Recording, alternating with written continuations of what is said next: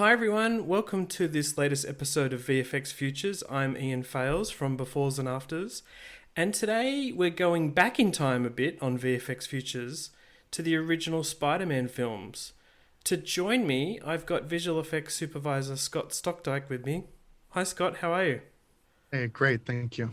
Scott, we recently talked about your VFX supervision on Finch, which is on Apple TV Plus. Amazing. I so enjoyed that film, and you can read the story on Befores and Afters, everyone. So congratulations again for that work, Scott. That was awesome. Thank you. Thank you very much. I saw the new Spider-Man film, Spider-Man No Way Home. I'm not going to give any spoilers about it. Scott hasn't seen it yet. But it, of course, reminded me of the original Spider-Man films and, the whole history of Spider-Man films. Imageworks is and was a big part of those, and Scott VFX supervised the first three. The first two were as Imageworks supervisor. The third film, you were the production soup as well, right, Scott? That's right. Yeah, I reported to John Dykstra on the first two, and that was a great experience. And then Yeah. he went on to some, I don't remember what else, but I finished off Spider-Man 3. Awesome. And each film, I felt like there was huge developments made by Imageworks in Digi Doubles, environments, sand simulation, creature work. But one of the things that always stood out to me was what happened in Spider-Man 2 with the digital human stuff, especially for Doc Ock, Alfred Molina, and Tobey Maguire, I suppose, as well. And then what you also did in Spider-Man 3. So I thought we could kind of go back in time, Scott, and just talk about how freaking hard that was to do at the time. Because it was, right? It was. What's funny is like Spider-Man 1 was a difficult show. And I remember John Dykstra I remember very distinctly him coming into the office at Imageworks and being like, at the end of Spider-Man 1 and like, hey, they're going to do a Spider-Man 2. Like, are you guys up for it? And I remember saying, no, this is too hard. I don't want to do it. And of course, a couple months later, I'm starting Spider-Man 2. But John had it's interesting. John had this thing where he wanted like the worst shot in Spider-Man 2 to be as good as the best shot in Spider-Man 1. He just wanted to push us, right? And the thing we knew we had to do was a CG Doc Ock and maybe more CG doubles too. And I think from my perspective, it's like, okay, let's just go. Let's see what's out there. Let's see what's been done, see what worked and what didn't. I mean, I think it's kind of that survey is what you always have to do. And it's why I think, we always have to keep educating ourselves about visual effects and what's going on. So what was around at that time? And you would have been working on Spider-Man 2 from around 2003, I'm guessing. Yeah, the big one was Final Fantasy for sure. And maybe Matrix had done some stuff then. Absolutely. They had done this thing called universal capture, Yes. which is effectively 4D capture, volumetric capture now. Yeah, well, like my perspective on it at the time was, some of the best artists in the world went to Square in Hawaii and did Final Fantasy. And it's like best modelers, texture painters, animators, just like this brain trust, this incredible brain trust. And like, I really admired what they did and what they achieved. I mean, I think they basically did very, I would say, traditional methods of like, you make a model, you texture it, you make a shader, you light it, you comp it.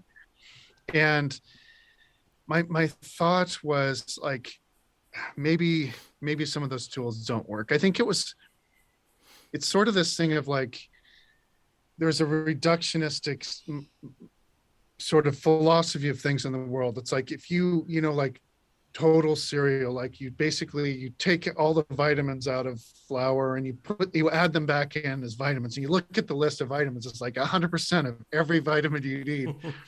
But it's like, I think when you pull things apart and put them back together, you miss the complexity of interactions between the different things. It's not the same. right? Mm. You can't deconstruct something and reconstruct it perfectly when you have all these moving parts, and you break something down to its smallest parts. It's really hard to like gather the interactions between them.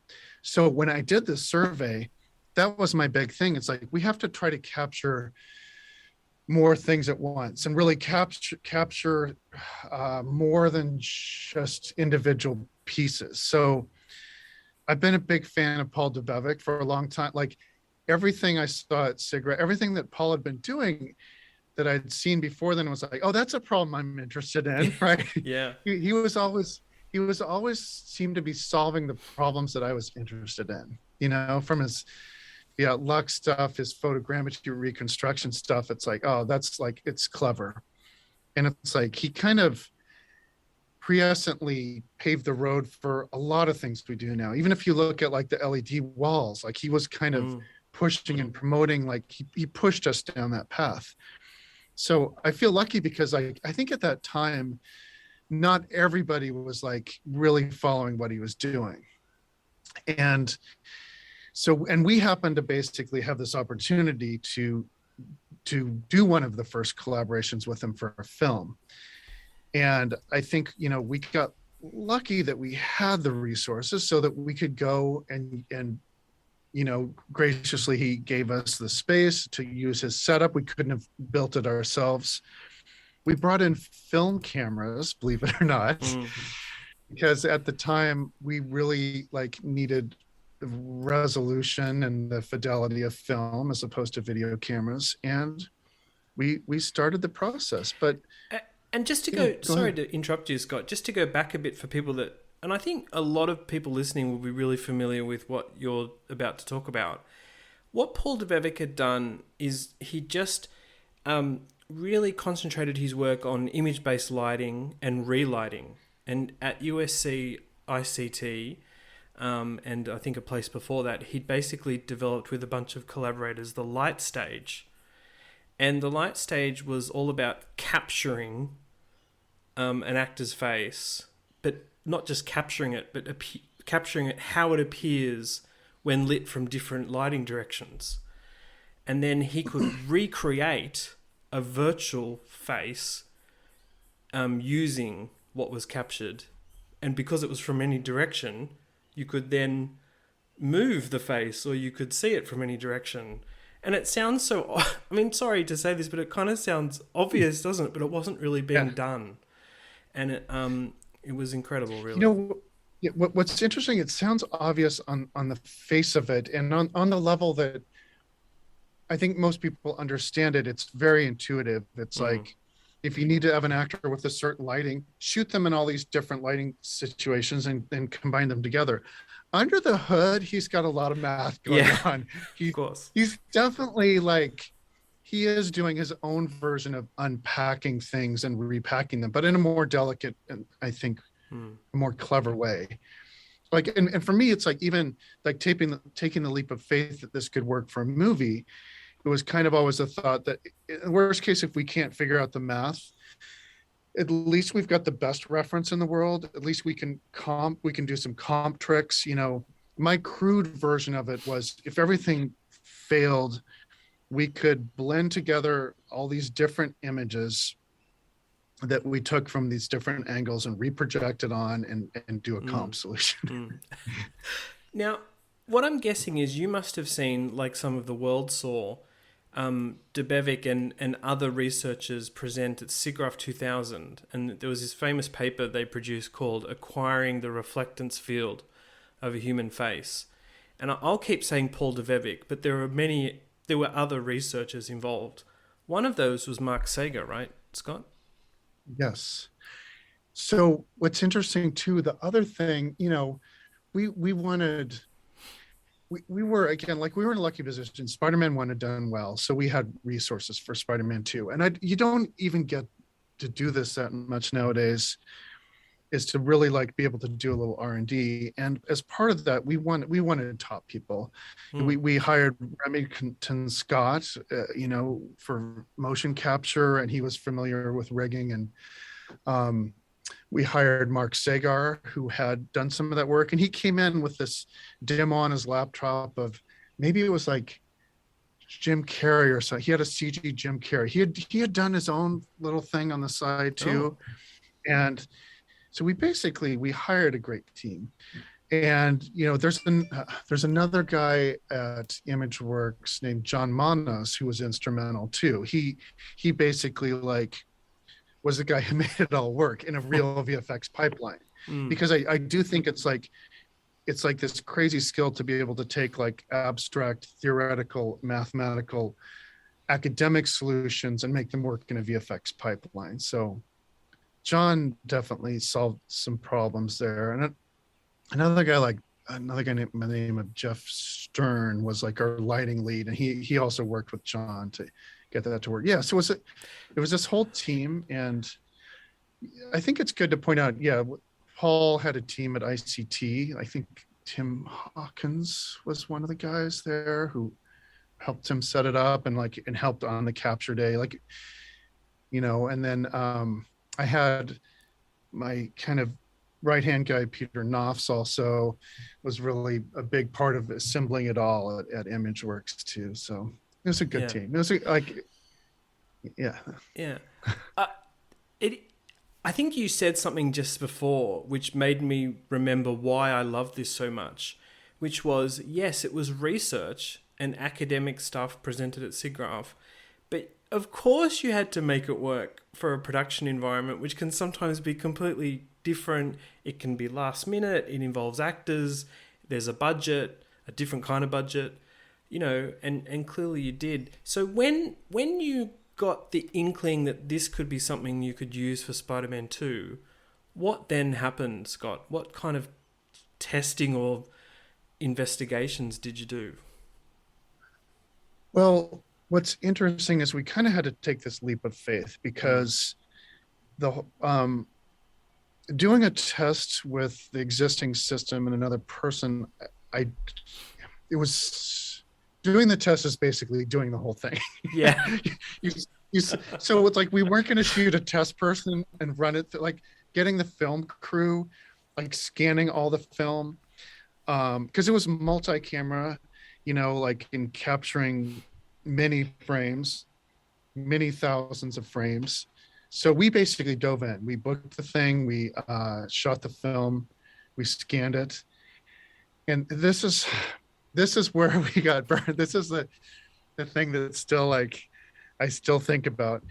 We had basically what amounted to like, I don't know, like $100,000 haircut problem with Alfred Molina because he showed up. We're like, we have to get the actors how they're going to be on film. And he shows up and we scan him and we do everything.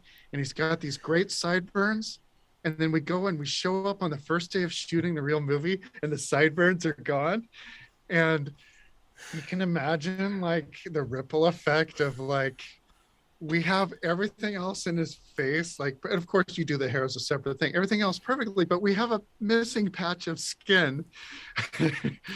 And it's like the team had to jump through a lot of hoops and just to fix that. And of course, like, Paul in his academic mind and he probably has solved that problem. I'm sure he solved that problem by now. Like, how do you sort of like reconstruct? And I'm pretty sure he's written papers about how to fix that problem. But at the time, we didn't know how to fix it. So yeah, so we dove in and we started building these characters, and it was a long process, and I will say, like, instantly, like we kind of knew we had something.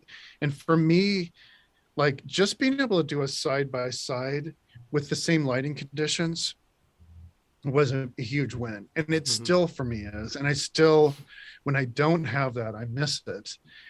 And I feel like if I can just jump forward a couple years for a brief second, Yeah. like I think one of the weaknesses of what we did was acquiring a model at a different time than you acquire textures and lighting information is a bad idea. Or we couldn't have solved it at the time. And I think Paul even like had ideas, but maybe hadn't implemented them. But I think it's like we cyber scanned, cyber scan models, and you bring them in, you try to line them up, and they don't line up. Mm. Mm.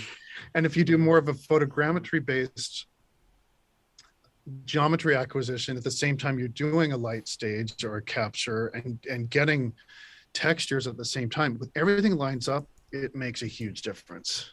Yeah. And we didn't know that at the time. It took, I think, people a couple of years to figure that out. Right.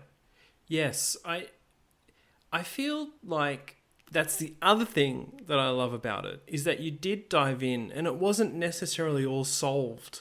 I mean, I don't feel like it's solved now, Scott. It's No. never push Yeah. a button, clearly. But, even back then. I wanted to jump back a bit. I'm sorry that I interrupted you before, but we were talking about why you needed these Digi Doubles and photoreal Digi Doubles in the first place. If people remember the film, there's countless examples of where you're kind of following Doc Ock up a building while he's carrying Aunt May. The camera's right on him. I mean, sometimes I feel like that is shot as a blue screen element, but then other times he's just climbing so far up and moving very dynamically. There's, of course, his death underwater, where he slowly floats away. There's millions of other times where it's more like Digi Double, as in size in frame. But I imagine this light stage work also worked well for there. How did you assess at the time how photoreal they needed to be, if you know what I mean? Yeah, it's a good question, because nowadays, like, we use Digi Doubles all the time. As we're building them, we're like, okay, let's build it so it can be a fifth of the screen height and still be okay. At that time, we didn't have that. We're just like, we're going for it. It should work for everything. It's like, and we were planning for it, not even knowing 100% which shots we were going to use it in. And I do think that to this day, there is an argument that we could have shot everything in camera. I mean, there's a way, like even his stunty shots, we could have rigged him, shot on blue screen, did a comp. Like, there could have been a way to get around it. Even the death scene, it's like it could have been, dry for wet or something. We replace his hair. And I think, I mean, I might actually lean more into that now if we were redoing that exact one. Right. I might not. But part of it too is like Sam Raimi as a director is a very like creative director all throughout the whole process. So in post, he's not just kind of phoning it in and like, okay, this is what we shot. He's like, can we do this? Can we do this? Can we do this? So he's always inventing new shots. And I think that's what we learned from Spider-Man 1 is like, to be able to like do the job for Sam, we needed to be ready to do shots that he came up with early and late, and when there is always this thing where it's like, you don't know if you can get the actor back. You don't know what they're willing to do. You don't know physically if they're going to have a bad back and they can't go in a harness, So we just kind of blue skied it and went for it. I'm sure that I talked to someone on the new MCU Spider-Man films who mentioned that that's exactly what happens. You can't just go and get Tom Holland again to do some blue screen shoot sometimes. And also in editorial, sometimes decisions get made about whether he'll have the mask on or not on. And so you need a Digi Double of Tom Holland, a photoreal one sometimes, and you haven't got the right angle shot of him live action.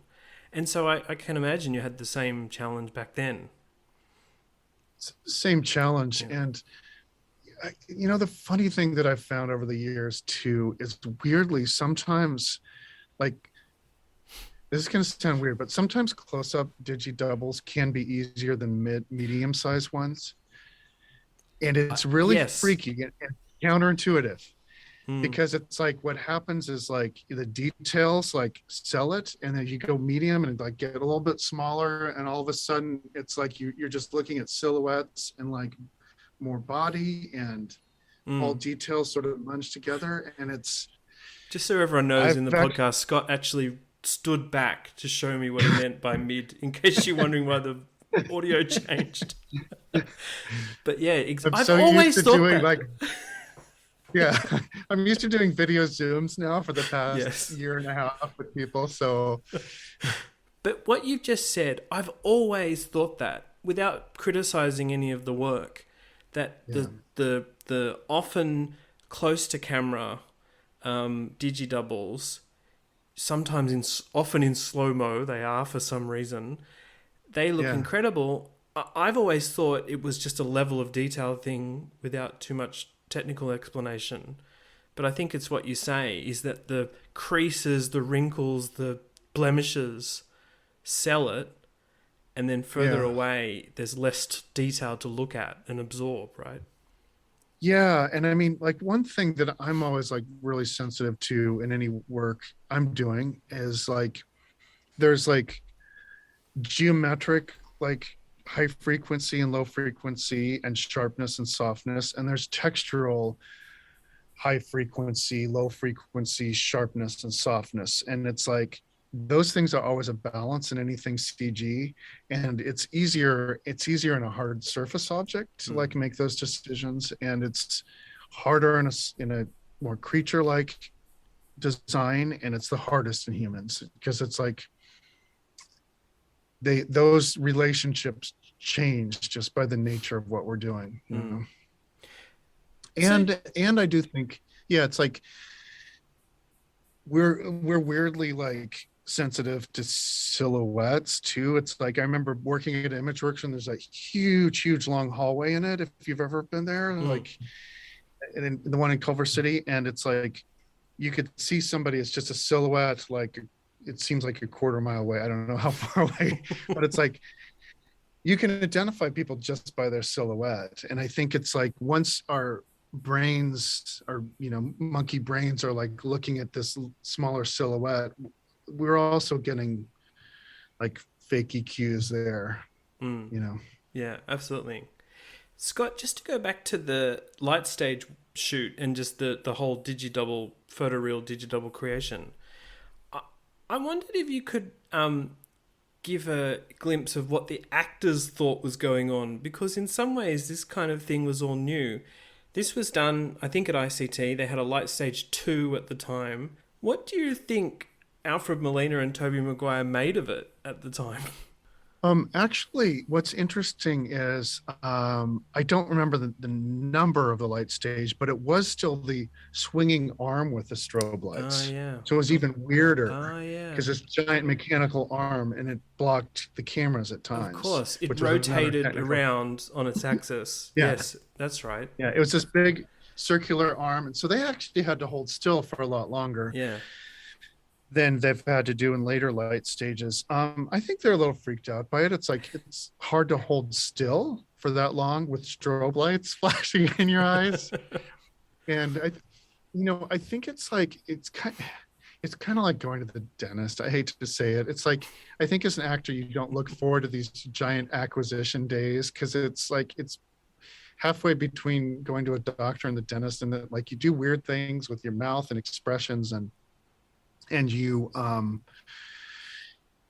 you're being captured in a way, and usually in a skin tight suit and it's like, and it's not, there's nothing related to acting about it. It's like, and I think a lot of actors have experience with like face casting and stuff, and they've gone through that, but it's like a weirder version of it. It Mm. feels and then of course the actors are worried about the digital rights to their images, and Mm. like where does it live and who has access to this, and am I going to be replaced? It's very weird for the actors, and I think in particular, I think that the technology has gotten more friendly for capture for actors, but I still like, if somebody hasn't done it before, I think it's a little bit it's odd still. Mm. And after that acquisition process, what do you remember were, I mean, you mentioned the haircut issue, but I'm curious what you remember back then were the big challenges in still realizing a digi-double version of, say, Alfred Molina. I mean, obviously, like it's the eyes, because I think the capture wasn't well suited for eye capture at the time, because it's basically like strobes all over it. And I mean, it's where we mostly look at people. And we did have the advantage of Doc Ock having glasses on, which I think like that helped us. But I think as part of the process, it's like you're always basically like looking at ground truth next to the CG version and just nitpicking and nitpicking and nitpicking and hoping it doesn't have to go back to model for anything. And, you know, there's so many details that you like, you know, how the lips stick together at the edge that like, I think people do commonly now, but you might not have time to do that. And, no, I mean, I think it's like, it's just it's a long process of like learning stuff from all the artists working on it, like getting mocap tests, and those get passed from like Remington to Mark, who does some magic and processes it, and then John Manos tries to put it in a shot, and everyone looks at it and says, "This looks good," or "Is it quite selling?" You know. It's like a long, slow process. So Yeah. that's I don't know what else to say about that. No, that makes sense. Because I think around that time there weren't there lots of developments basically in skin shading, you know, and possibly the subsurface scattering stuff. I'm not 100% sure if that was used on this film. Maybe you'll be able to say, but I mean, it just depended sometimes on what renderer you were using at the time.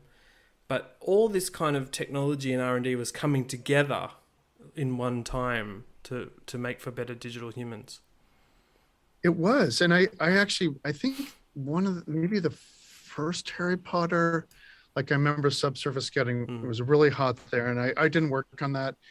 I saw it's kind of like they were working on shaders and putting it in it. And it's like, oh, this is like cool. This is another, this is another thing.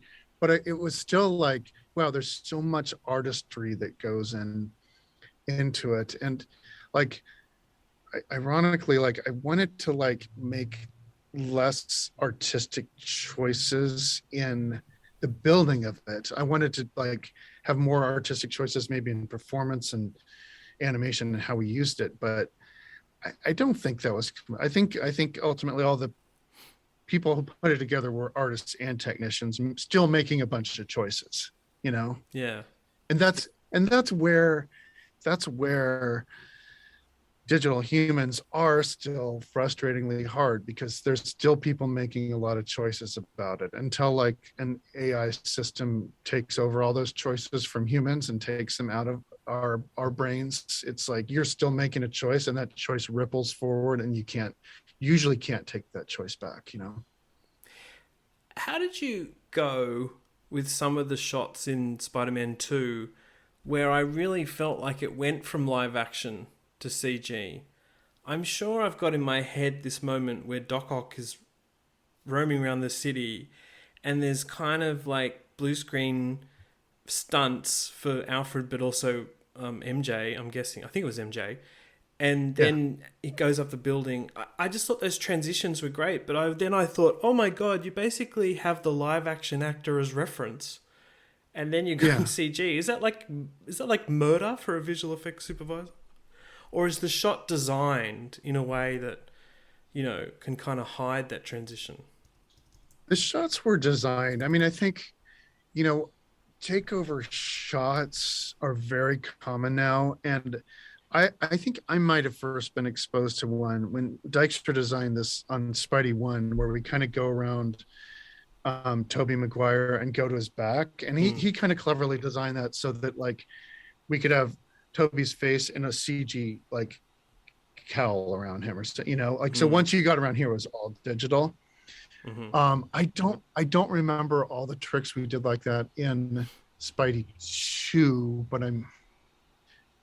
I think it's like it could have been one of them. Like we used like a tentacle wipe or something. I think you could, like in those takeover shots, basically you can always kind of morph between stuff, but it's best to sort of hide it in some sort of transition, or like have an all CG piece that you can get around and, Yeah. and hide the real piece Yeah. behind. Yeah.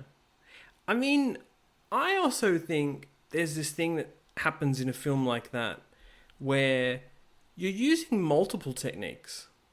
You're using the CG Digi Double, you're using wire work, you're using comp of live action faces. Like, say, in the train sequence, which is one of everyone's favorite Spider-Man Yeah. sequences ever, you you need to show the grit and determination on Toby's face as he's like trying to stop that train.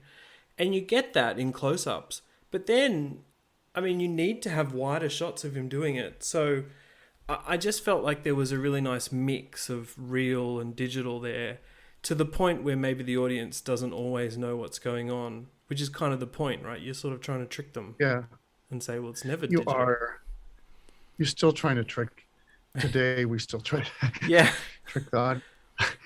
I mean, I think to some extent, it's like we still have this philosophy that you want to try to get anything in camera you can, and then what you can't, you turn digital. And it's, I mean, it's usually for costs at the first thing, and it's secondly because it usually looks better. But sometimes you end up redoing it. So, and the producers don't want to pay twice. They don't want to pay to try to get it and then don't get it and then do it digital. So I do think it's like ultimately the combination of tools does make for better visual effects. And I think, you know, I think that people do have to try to push those techniques sometimes, but like, yeah, it's best to do a combination of them. Yeah. I reckon something we haven't quite talked about yet was this slight nuance, Scott, which is, I feel like there were Digi Doubles around for stunt Digi Doubles, for very quick takeovers, for very quick shots. And they were very successful in past films and current ones as well. But here, maybe the slight nuance is your Digi Doubles, especially even close-up ones, they were somewhat performing. I think occasionally they were delivering lines of dialogue.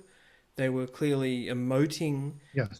That's kind of also one of the big differences here, isn't it?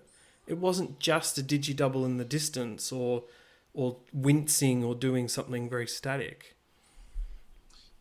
No, I mean, what's interesting is like we had this guy named Alberto Menache who had done with another team for PDI, like one of the Batman, like when they mocap Batman, one of those early Digi Doubles, and they did have that advantage of his costume kind of hiding stuff. And I think that in the first Spider-Man, Sam Raimi learned very quickly that having the superheroes with masks on disconnects a little bit from the audience. And it's like, even in the first one, by the end, he's like, Green Goblin's got to get his hat off. He's got to get his face mask off, right? We need to see Willem Dafoe.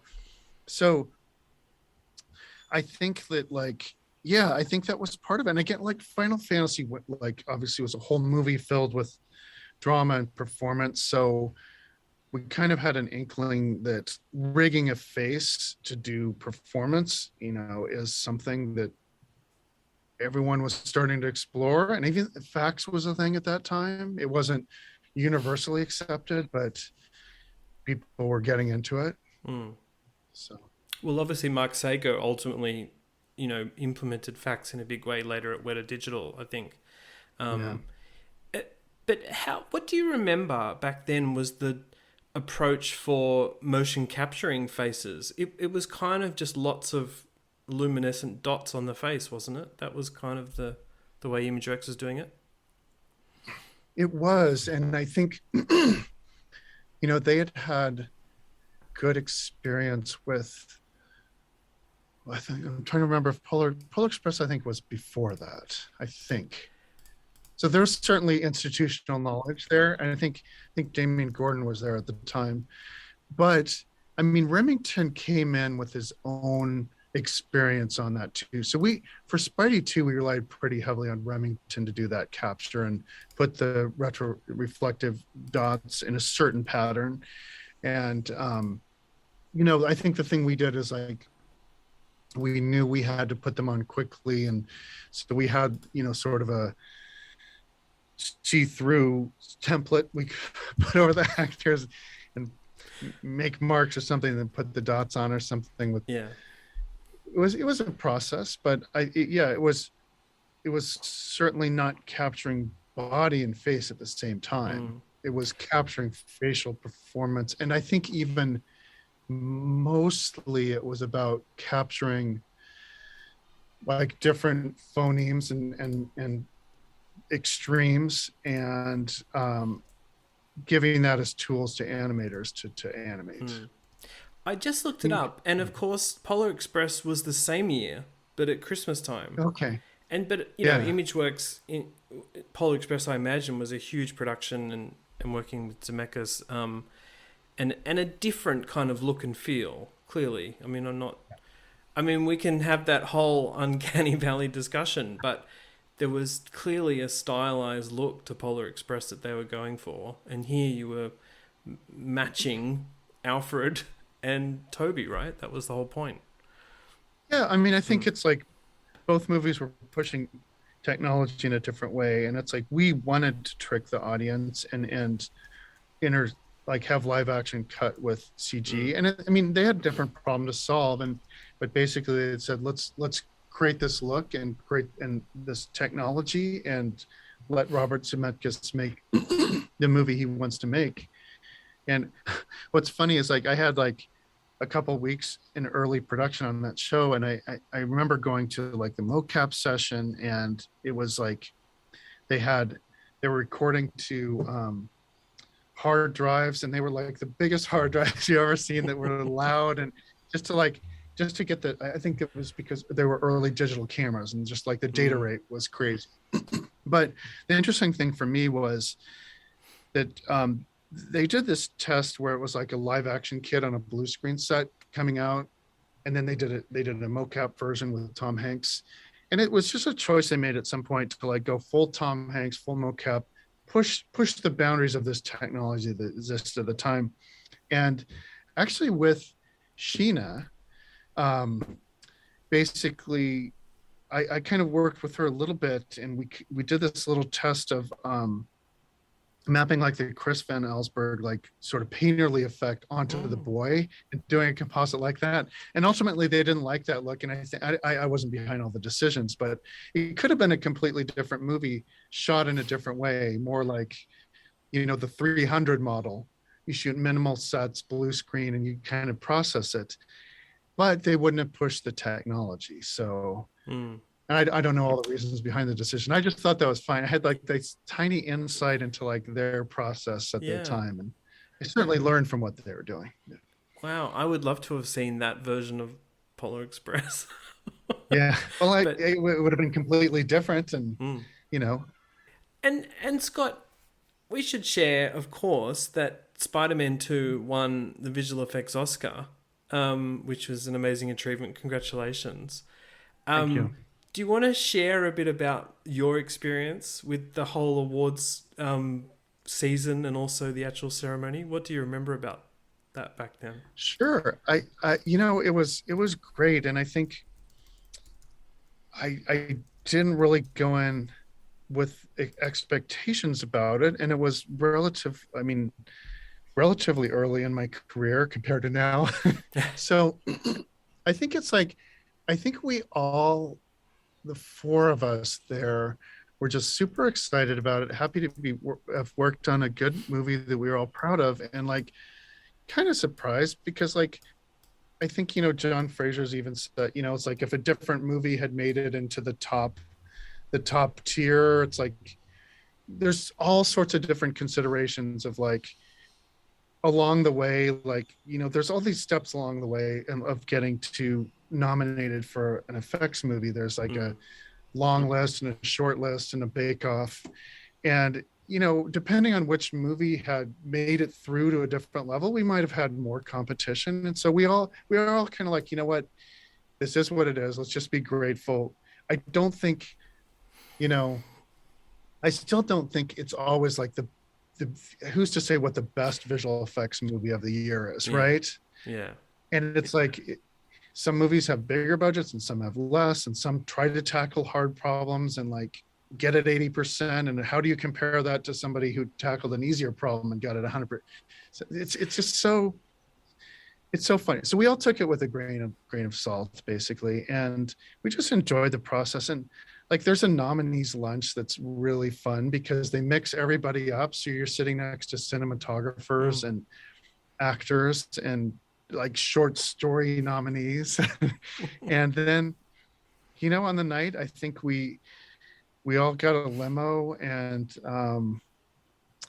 I think I remember like Carrie Smith, producer, was there, Lydia Balagoni, producer, was there, Jenny Foley was there, and we all just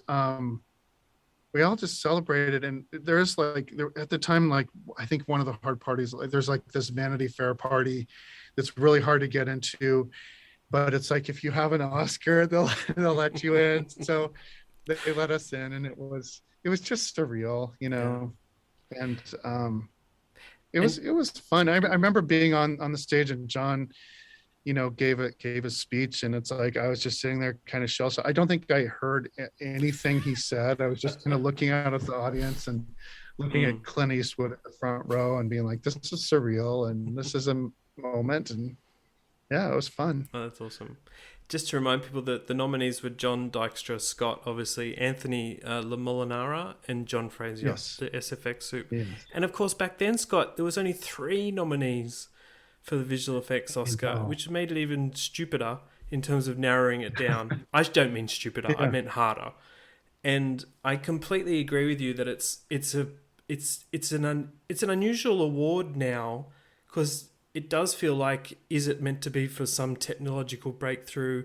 Is it meant to be for the way that the visual effects are used for storytelling? Is it a bit of everything? I mean, I think generally they've got it pretty right, but it's hard to tell who's going to win these days. It's such a crazy award. It is. I Yeah. think it's fun, and I'm always happy for anyone who wins. It's like, I do think it's like, I've definitely worked with a lot of, visual effects producers who, are unhappy that a visual effects producer isn't represented in there. And Yeah. I can feel that. I definitely can see their side of that. And I think it's also tricky, when, practical effects people get in there or not, because sometimes movies are largely hugely CG and have less practical effects. But Mm. I still think practical effects people are doing amazing work that should be done practically. Mm. So and it's like a lot of times it's like, it's how much people like your movie. Yeah. I Yeah. like I feel lucky people like Spider-Man 2, you Mm. know? Mm. So I think that was part of it. People connected with that. And sometimes all the pieces come together, and sometimes they don't. And I'm, No. I'm just happy when I'm proud of the work I do, and it's not always perfect, but I'm usually pretty proud of it and the people who worked with me on it. Absolutely. Well, I feel like you really made waves at Imageworks there, especially in Digital Humans, Scott. In the subsequent Spider-Man films, in Superman Returns, Mm, there was just such a good run of Digital Humans, and it was kind of back then the holy grail of visual effects. And I've got to yeah, say, still is, because I feel like we're really close, but we haven't sort of, I think it's a matter of opinion. Sometimes what happens is you watch a film with an amazing Digi Double or photoreal digital human, and simply because you've read that it's not Will Smith in for real, you just yeah. know, don't you, in your brain that it's not him. But the work is amazing. So it's an interesting time. It is an interesting time. And I think like my takeaway of looking at like, I think successes and failures over the last 20 years is that, um, it's not cracked in a way that like the next time you do it, it's a slam dunk. You know, I think people have successes and learn from them and always learn from them.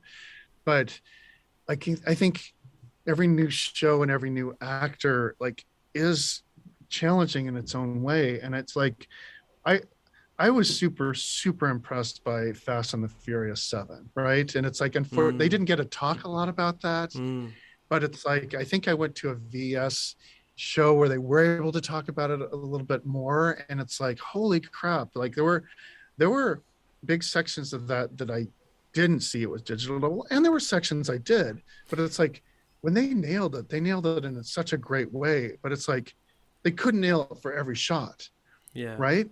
Yeah. So it's just sometimes you don't know why it's not working, Yeah. and nobody can. And you put 20 people in a room, and everyone will say something different, and no one knows why it's not working. Yes. And that's what's frustrating for me. And I've been on the outside looking at that, and I've been on the inside, and it's still so difficult. Yeah. The Furious 7 example you bring up is fascinating because I think Weta Digital did an insane job, and again use multiple techniques, right? Like there's a purely digital Paul Walker in many of the shots.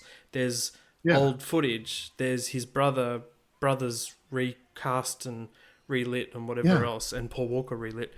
But interestingly, because they weren't allowed to talk about it much, it meant that people speculated for a while on which shots were digital Paul Walker, and people didn't know. And you've got to say that's a success if people just didn't know. So that's an interesting Hats thing off too. to them for sure. And I mean, and I think, they took that work forward into Gemini Man, and definitely like kept pushing it. But it's like, I mean, it's just such a difficult problem. I think we're going to keep just pushing on it until, I mean, I guess it's, again, like just my opinion, but until like AI kind of solves it. Because I just and until I don't see a room of people sitting around trying to like figure out what's wrong with it, like it's not solved. Yeah. No, you're dead right.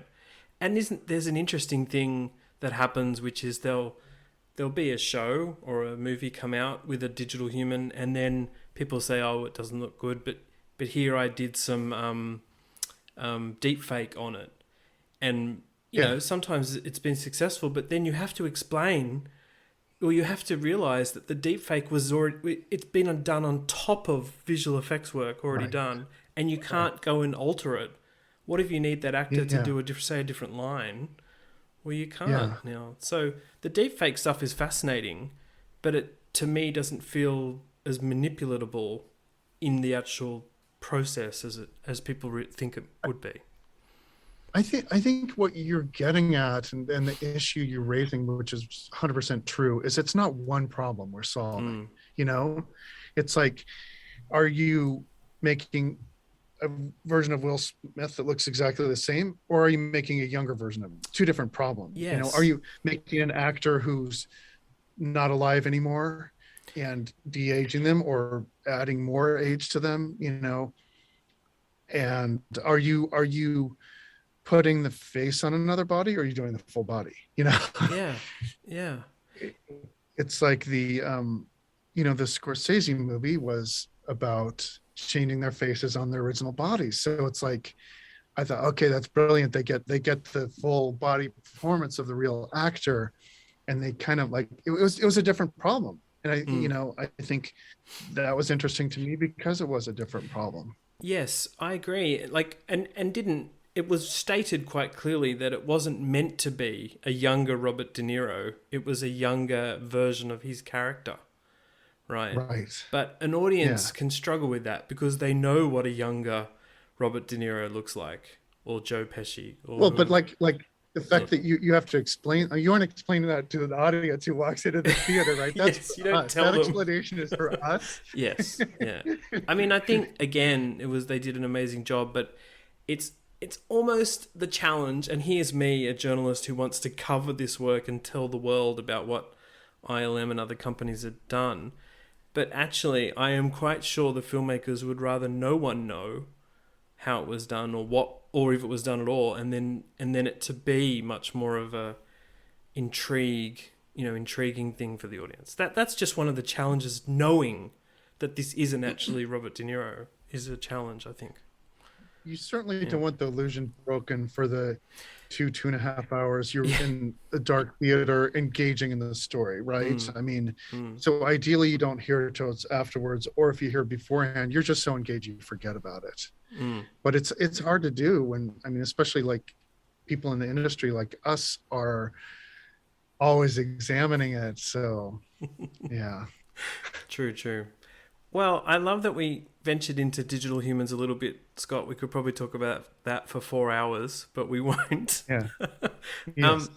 Listen, congratulations again on the original Spider-Man films and your Oscar. And I think people are going to be really excited to watch the new film and then probably go back and see those originals just for this nostalgia value. So it's a very... I can't wait to watch the new films, and I can't wait to actually read about how they did some of it too. I mean, I hope they fool me. I like to be fooled by it, you know? Yeah.